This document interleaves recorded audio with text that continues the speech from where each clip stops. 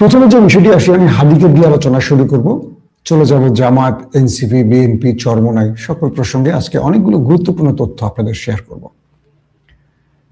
আমাদেরকে ইন্টেলিজেন্স থেকে, আমাদের রাষ্ট্রীয় ইন্টেলিজেন্স গোয়েন্দা বিভাগ থেকে কিছু তথ্য শেয়ার করা হয়েছে।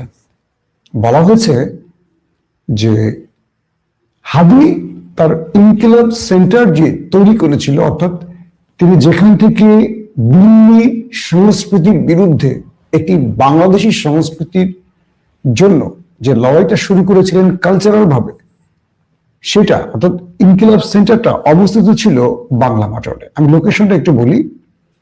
Flat number 3 A, house number 32, এটা হলো Dominion Roshan Villa, Mymensingh Lane, Bangla motor.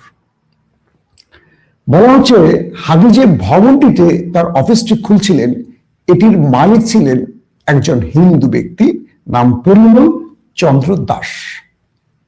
তিনি একটি প্রাইভেট কোম্পানিতে খুব ছোট পদে কাজ করতেন, একটা ব্যাটারি কোম্পানি। হ্যাঁ, তো এই ভলভো ব্যাটারি কোম্পানিতে তিনি কাজ করতেন, অ্যাকাউন্টসে একটা খুব সাধারণ পদে চাকরি করতেন।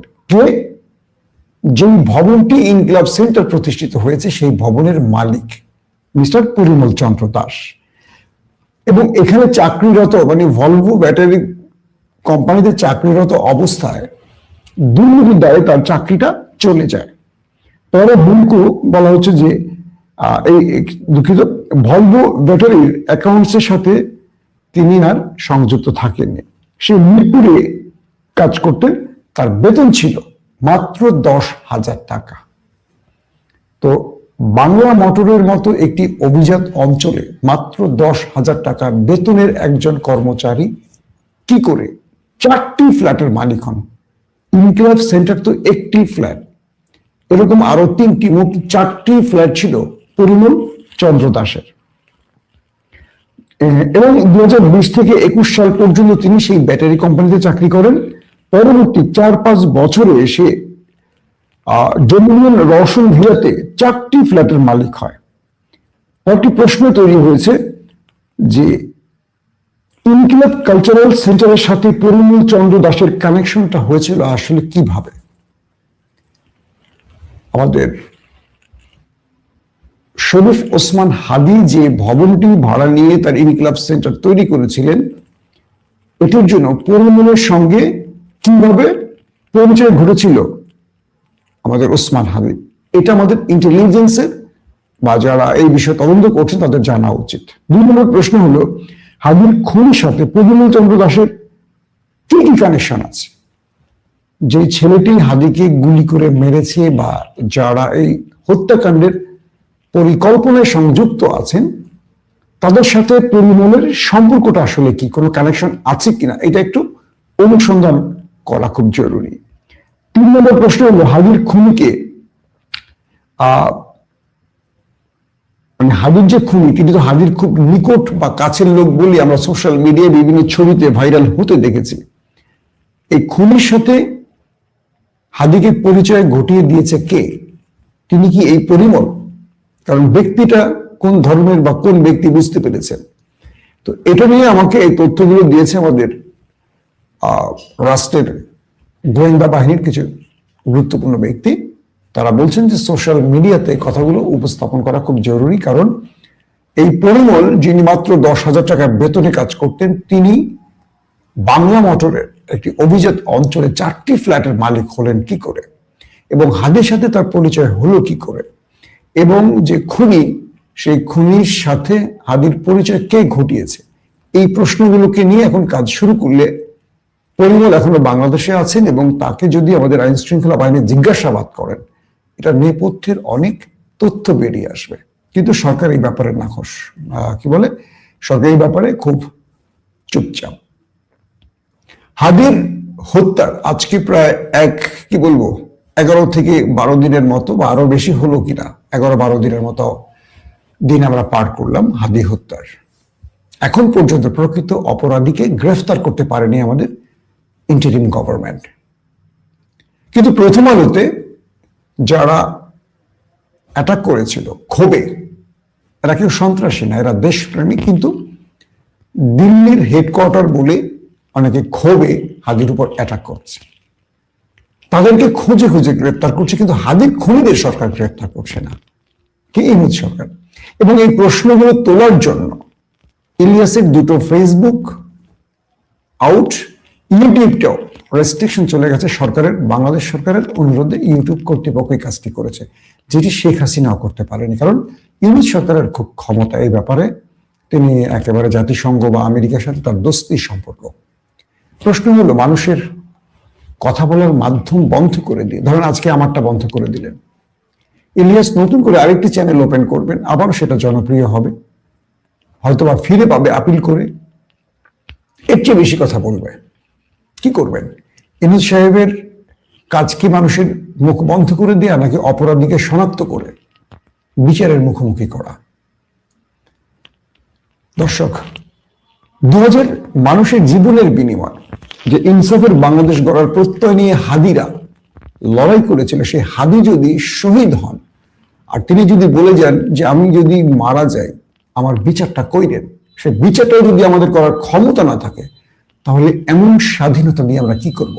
এই স্বাধীনতাকে আমরা টিস্যু পেপারের মতো ইউনূস সরকারের টয়লেটে রেখে আসতে চাই, তিনি ব্যবহার করে ছুঁড়ে ফেলে দেন। ঢাকার শাহবাগ এখন উত্তপ্ত, লাখো হাদিরা সেখানে সমবেত হয়েছে।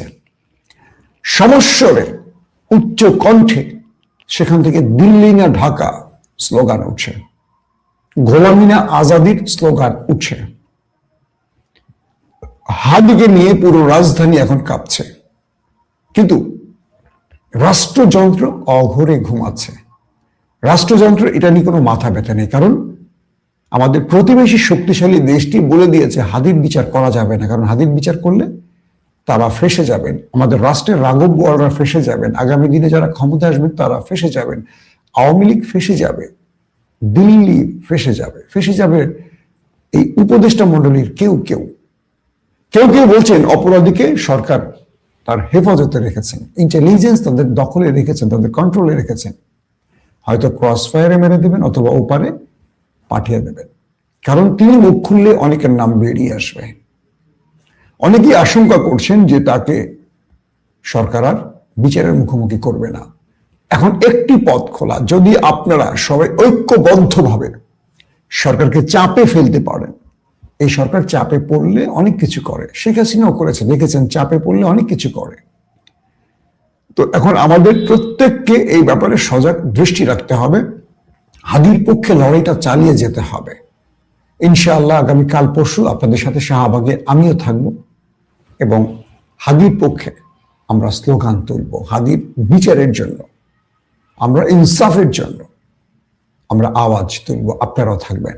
দর্শক, আসছি রাজনৈতিক জোট প্রসঙ্গে। জামাত ইসলামকে নিয়ে অনেক রকম আলোচনা চলছে এবং বাংলাদেশে জনাব তারেক রহমান তার স্বদেশ প্রত্যাবর্তনের পর আমরা দেখছি যে জামাত কিছুটা কোণঠাসা অবস্থায় আছে, বিএনপি বেশ ফুরফুরে অবস্থায় আছে এবং তারেক রহমান 300 ফিটে তার বক্তব্য, জনগণের উচ্ছ্বাস, এরপর শহীদ প্রেসিডেন্ট জিয়াউর রহমানের মাজারের জিয়ারত, আমাদের ওসমান হাদির কবর জিয়ারত এবং তার মা বেগম খালেদা জিয়ার সাথে তার সাক্ষাৎ, সবকিছু মিলে বিএনপির মধ্যে একটা ঈদ উৎসব চলছে। দীর্ঘ 17 বছর পর তারেক রহমান বাংলাদেশে এসে মানুষের হৃদয়ের সাথে তিনি মিশে যেতে পেরেছেন। কয়েকটি প্রশ্ন উঠেছে জামাতকে নিয়ে। জামাত তারেক রহমানের এই আগমনে কি অস্বস্তিতে আছে, এরকম প্রশ্ন উঠেছে কয়েকটি জায়গা থেকে। আমি জামাত নেতাদের ফোন করেছিলাম এই ব্যাপারে, তারা বলছেন যে না, আমরা বিএনপিকে সবসময় আমাদের মিত্র মনে করি, আমরা দীর্ঘ কয়েক যুগ ধরে 20 দলীয় জোট করে একসাথে কাজ করেছি। তারেক রহমান আসায় আমরা খুশি, কারণ এই দলটি একটি বিশৃঙ্খল পরিবেশের মধ্যে ছিল বেগম জিয়া অসুস্থ হওয়ার পর। আমরা আশা রাখি তারেক রহমান দলটিকে গোছাতে পারবেন। আর বিএনপি নেতারা বলছেন যে তাদের নেতা দেশে আসায় নেতাকর্মীরা উজ্জীবিত হয়েছে এবং তারা একটি ভালো নির্বাচনের দিকে এগিয়ে যাচ্ছে। প্রশ্ন হলো কয়েকটি, যে জামাতের জোট নিয়ে বিগত সময় যে আলোচনা চলছে, আমি গতকালকেও আপনাদের একটি ব্রেকিং সংবাদ দিয়েছিলাম যে আমাদের ইন্টেলিজেন্স এবং ওপারের ইন্টেলিজেন্স 8 দলীয় জোটটাকে ভাঙার জন্য নানানভাবে চেষ্টা করছে। এবং আমি চরমোনাই, মামুনুল হক সহ অনেকের কাছে অনুরোধ করেছিলাম এবং অনেকের সাথে আমি পার্সোনাল কথাও বলেছিলাম যে বাংলাদেশকে টিকিয়ে রাখতে হলে যেমন জাতীয়তাবাদী শক্তি বিএনপি এবং ইসলামী শক্তি ইসলামী দলগুলোকে টিকিয়ে রাখতে হবে। ফ্যাসিজমের বিরুদ্ধে যদি বাংলাদেশকে টিকিয়ে রাখতে হয়, গণতান্ত্রিক ধারা বা ইসলামী মূল্যবোধকে টিকিয়ে রাখতে হয়, বিএনপি এবং ইসলামী দলগুলোকে পাশাপাশি চলতে হবে। আজকে পর্যন্ত এই লাইভটি করা পর্যন্ত আমি আরো কিছু ভালো তথ্য পেয়েছি। সেটা হলো চরমোনাই ধরেছে যে তারা কোনো চাপে মাথা নত করবে না। মামুনুল হকও তিনি বলছেন অনেক জুলুম নির্যাতন সহ্য করেছি, আমরা কারো কাছে আর মাথা বিক্রি করতে চাই না, যত চাপ আসুক নেপথ্য থেকে আমরা ইসলামী এই জোটটিকে ভাঙতে চাই না। আল্লাহ কবুল করুন তাদেরকে। কারণ বিএনপি এবং ইসলামী শক্তির এই ফাইট, এটাকে আমি খুব পজিটিভ অর্থে দেখতে চাই।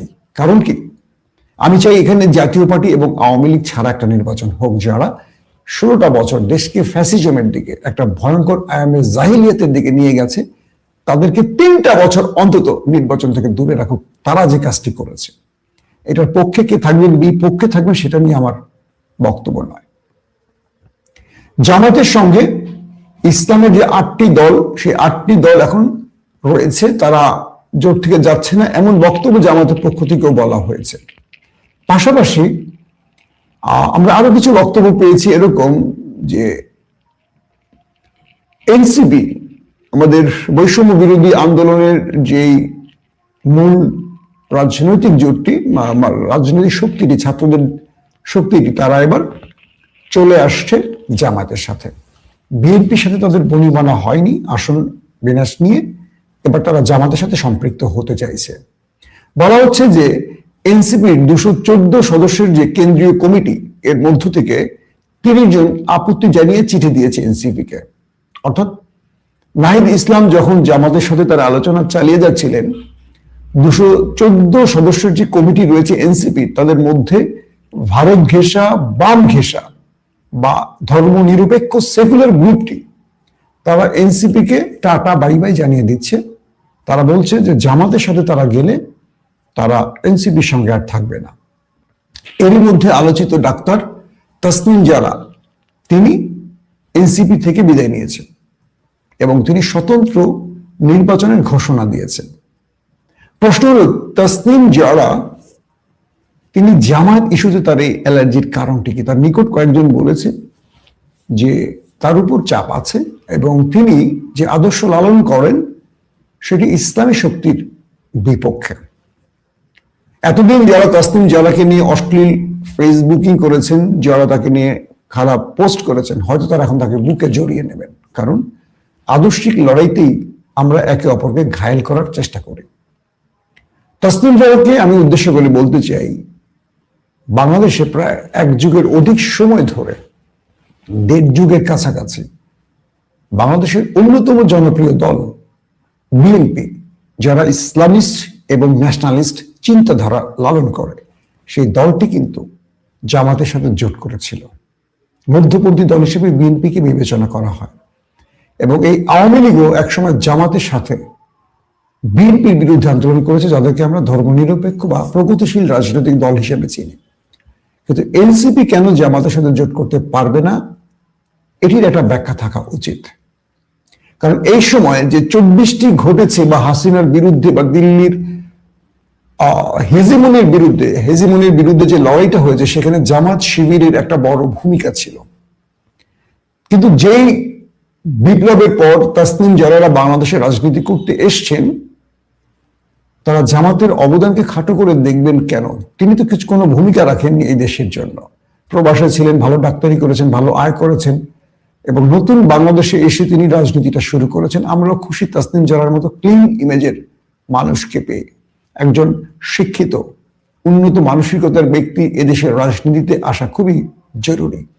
আমাদের বস্তা পচা, নোংরা মানসিকতার, দুর্নীতিগ্রস্ত নেতাদের বিরুদ্ধে নাহিদ, আসিফ, সার্জিস, হাসনাতরা, তাসনিম জারারা, সামান্তারা একটা নতুন বাংলাদেশ গড়বে, সেই প্রত্যয়টা আমাদের ছিল। তাদের বিরুদ্ধে আমরা সমালোচনা করছি, যেটা গঠনমূলক সমালোচনা থাকতেই হবে। কিন্তু তাসনিম জারা সহ আরো যারা, যে 30 জন বিদায় নিয়েছেন, তাদের উদ্দেশ্যটা আমাদের পজিটিভ মনে হচ্ছে না। আমাকে ইন্টেলিজেন্স টিম থেকে বলা হয়েছে যে তাদের উপর কারো কারো উপর ডিজিএফ এর চাপ ছিল। আবার কেউ কেউ এনসিপিতে প্রবেশই করেছিলেন দিল্লির ইশারায়। যখন তারা জামাতের সাথে জোট করছেন, তারা বেরিয়ে আসছেন। আরো ক্লিয়ার করে বলি, এনসিপিতে তাদেরকে পুশ করা হয়েছিল। তারা এনসিপিতে থাকবে মূলত ওপারের উদ্দেশ্য হাসিলের জন্য। যখন তারা বুঝলেন যে তাদের উদ্দেশ্য হাসিল হবে না, ওই যে ইহুদিরা যেমন মুসলিম হয়ে প্যালেস্টাইনে ধর্ম প্রচার করতেন, এটা হলো আপনার সালাউদ্দিন আইয়ুবীর সময়ের হিস্ট্রি যারা পড়েছেন, তো বিভিন্ন মসজিদে তারা বক্তব্য দিতেন, মানুষকে তালিম দিতেন। কি তালিম দিতেন? জিহাদ থেকে সরে আসো, মুসলমানরা কখনো অস্ত্র হাতে নেবে না, যাতে সালাউদ্দিন আইয়ুবী আর কোন রাষ্ট্র দখল করতে না পারে, যাতে মুসলমানরা ঘুমিয়ে পড়ে আবারও কখনো তারা এসে ফিলিস্তিন দখল করতে পারে। তো তাসনিম জারাদেরকে তাই মনে হচ্ছে, সালেহিনদের তাই মনে হচ্ছে, সামাদ তাদের জানি না কি বলবো, আমার ভোলার নেই, আমার কাছে তাই মনে হচ্ছে যে তারা মূলত ওপারের এজেন্সির হয়ে এসেছিলেন। যখন এই দলটির সাথে মানে জামাতের সাথে একটা সম্পর্ক সৃষ্টি হচ্ছে বা জোট হচ্ছে, তখন তারা বেরিয়ে গেছে। এতে কিচ্ছু যায় আসে না, এনসিপিরও কিছু যায় আসে না, জামাতেরও কিছু না, বিএনপিরও কিছু আসে না। কারণ তাসনিম জারারা ভোটে দাঁড়ালে 300-400 ভোট পাবেন, এই 300-400 ভোট হয়তো বা এনসিপি আর পাবে না। কিন্তু জামাতের সঙ্গে দাঁড়ানোর জন্য যে লাখ লাখ ভোট পাবে, বা বিএনপির সাথে যদি যেত এনসিপি, তারাও যে লাখ লাখ ভোট পেত বা প্রার্থী বিজয়ের সম্ভাবনা ছিল, এটা তো আর তাসনিম জারাদের থাকবে না। এখন প্রশ্নটা হলো, এই পরিবেশের মধ্যে জামাতের সিদ্ধান্ত আসলে কি হতে যাচ্ছে? জামাতের পক্ষ থেকে বলা হয়েছে এবি পার্টি, এনসিপি, এলডিপি, আরো অনেকগুলো দল তারা জামাতের সাথে যোগাযোগ করছে এবং তারা জামাতের সাথে আগামী নির্বাচনে একসাথে কাজ করতে চাইছে। এটি একটি নিঃসন্দেহে ভালো সিদ্ধান্ত। বিএনপির জোটটার ভেতরেও কিছুটা অসন্তোষ নজরে আসছে, কারণ বিএনপি তার জোটের বাকি নেতাদেরকে সঠিকভাবে আসন দিতে চাইছে না। বিএনপির এই জিনিসটি আমার ভালো লাগে না। বিগত সময় আমরা কয়েক যুগ ধরে দেখেছি জামাত বিএনপি একসাথে মাঠে ছিল, লড়াই করেছে, কিন্তু নির্বাচনের আগে তারা তাদের কোয়ালিশনকে আসন দিতে চায় না, সব নিজেরা খেতে চায়, কিন্তু আন্দোলনে তারা মাঠে নামতে চায় না। আন্দোলনে ফেসবুকে বা বিভিন্ন ঘোষণা দিয়ে সাংবাদিক সম্মেলন করে তারা ঘরে ঘুমায়। জীবন দেয় একদল আর ক্ষমতায় বসতে চায় অন্যরা। এটি হলো বিএনপির একটি ভুল রাজনীতির অংশ। তো এবার সেইটি হয়তো বা বুঝতে পেরেছে বাকি দলগুলো, যে কারণে তারা জামাতের সাথে যোগাযোগ সৃষ্টি করছে। দর্শক, তারপরে যে বিষয়টি, ইসলামের দলের যে 8টি জোট সঙ্গে এবি পার্টি, এনসিপি সহ বাকি যে জোটগুলো রয়েছে, এই জোটে হয়তো বা মাহফুজ বা আসিফকে জামাত নাও নিতে পারে। ভেতরে কিছু সূত্র বলছে, একদম হাই কমান্ড বলবো না, ভিতরে কিছু সূত্র বলছে আসিফ এবং মাহফুজের বিরুদ্ধে দুর্নীতির অভিযোগ রয়েছে। গত 15 মাস তারা রাষ্ট্র পরিচালনায় দুর্নীতির সাথে জড়িয়েছেন, এমন কিছু অভিযোগ রয়েছে। তাই জামাত দুর্নীতিগ্রস্ত কাউকে নিয়ে পুরো জামাতের বিরুদ্ধে অপবাদটা ঘাড়ে নিতে চাইছেন না, কিছু সূত্র বলছে। এটা এখনো চূড়ান্ত না, আমার এই বক্তব্যটিকে আমি এটি অ্যাজাম্পশনের মধ্যে রাখতে চাই, যেটা কনফার্ম কনক্রিট কোনো তথ্য নয়। তবে জামাতের বেশ কিছু সূত্র আমাকে বলছে যে এই দুজনের ব্যাপারে তাদের আপত্তি রয়েছে এবং তারা কোনোভাবে চাইছে না যে এই দুজন আসুক। বাট এটা এখনো চূড়ান্ত না, যেটা বললাম। এদিকে মাহফুজ, এদিকে কি বলে আসিফ ঢাকার পাশাপাশি কুমিল্লাতেও তার মনোনয়ন ফরম কিনছেন। তার মানে তিনি এখনো ফাইনালি জানেন না আসলে তিনি কোন জায়গা থেকে নির্বাচন করবেন। পাশাপাশি বিএনপির মধ্যে যেমন আশার বাণী রয়েছে, তেমনি হতাশার জায়গাও তৈরি হচ্ছে, কারণ একটা বড় জোট বাগিয়ে নিচ্ছে ইতিমধ্যে জামাত। এখন এই জোটটা যদি জামাতের পক্ষে চলে যায়, আর এবারে জামাতের জায়গাটা খুব বলা যাচ্ছে যে একটু ভালোর দিকে, জামাত তার অতীতের সকল অবস্থান থেকে বেরিয়ে এসছে এবং মানুষের মধ্যে জামাতকে নিয়ে ভালো পারসেপশন চলছে, মানুষ জামাতকে নিয়ে ভালো মূল্যায়ন করছে। তবে তারেক রহমান আসার কারণে মানুষ বিএনপিকে নিয়েও আশা দিচ্ছে, কারণ এতদিন যে অবস্থাটা ছিল সেই অবস্থা থেকে বিএনপি বেরিয়ে আসছে। সবকিছু মিলে আগামী লড়াইটা আমার কেন যেন মনে হয় খুব হাড্ডাহাড্ডি হবে। আর এনসিপি নাহিদ ইসলামরা তারা জামাতের সাথে যতটা কি বলবো সহজ সমীকরণে যেতে পারবে, বিএনপির সাথে পারবে না। কারণ বিএনপির প্রচুর প্রার্থী তারা স্বতন্ত্র হয়ে দাঁড়িয়ে যাবে নির্বাচনে, কিন্তু সেক্ষেত্রে যারা জোটের প্রার্থী আছেন তারা সেখানে ঢুকতেও পারবেন না।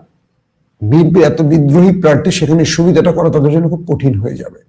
তো এই ক্ষেত্রে এটুকু বলা যায় যে সিদ্ধান্তটা মেবি ভালো নিয়েছে এনসিপি, কারণ জামাত তার জোটের ক্ষেত্রে আমার মনে হয় যে বড় রকম ছাড় দেবে। দর্শক, আপনাদের কোনো গুরুত্বপূর্ণ প্রশ্ন থাকলে আমি সঠিকভাবে উত্তর দিতে চাই। কোনো প্রশ্ন আছে কিনা? তবে বিএনপির চেষ্টাটা আছে আওয়ামী লীগ জাতীয় পার্টির ভোটগুলো তাদের পক্ষে নেয়ার, কিন্তু এখনো মাঠ যেটা বলছে এই ভোটগুলো দাঁড়িপাল্লার দিকে যেতে পারে। বিগত 15-16 মাসে বিএনপির আচরণ আওয়ামী লীগ এবং জাতীয় পার্টির মধ্যে একটা আতঙ্ক সৃষ্টি করছে। এটা এক প্রকার বিএনপির জন্য ধাক্কা আমরা বলতে পারি। এবং জামাত ইসলাম যে পারফেক্ট রাজনীতিটা করছে, যে চমৎকার গোছানো রাজনীতি করছে ডক্টর শফিক, তিনি পূর্বের ধ্যান ধারণা থেকে বেরিয়ে তার কি একদনের মতো যে খেলাগুলো খেলছেন এবং অনেক বিদেশিদের পরামর্শ অ্যাকসেপ্ট করে তিনি যে কাজগুলো করছেন, তাতে মনে হচ্ছে আগামী দিনগুলোতে তিনি ভালো কোনো রেজাল্ট আনতে পারেন। এখন তারেক রহমান দেশে থাকার আমাদেরও স্বপ্ন যে বিএনপি অসম্ভব কিছু ভালো কাজ করে আমাদের দেখাতে পারবে, যেটা সালাউদ্দিন কিংবা আমির খসরু কিংবা মির্জা ফখরুল্লাহ দিয়ে আমাদের আশা পূরণ হয়নি। আমরা তাকিয়ে আছি জনাব তারেক রহমানের দিকে, যে এই নির্বাচনটি যেমন সুষ্ঠু হবে, তেমনি আমরা যারা বিগত 3-4 ভোট দিতে পারিনি আমাদের সে স্বপ্নটাও পূরণ হবে, এবং এমন একটি সরকার প্রতিষ্ঠিত হবে যে সরকারটি স্রেফ বাংলাদেশের সরকার হবে, ওপারের নয়। আল্লাহ হাফেজ।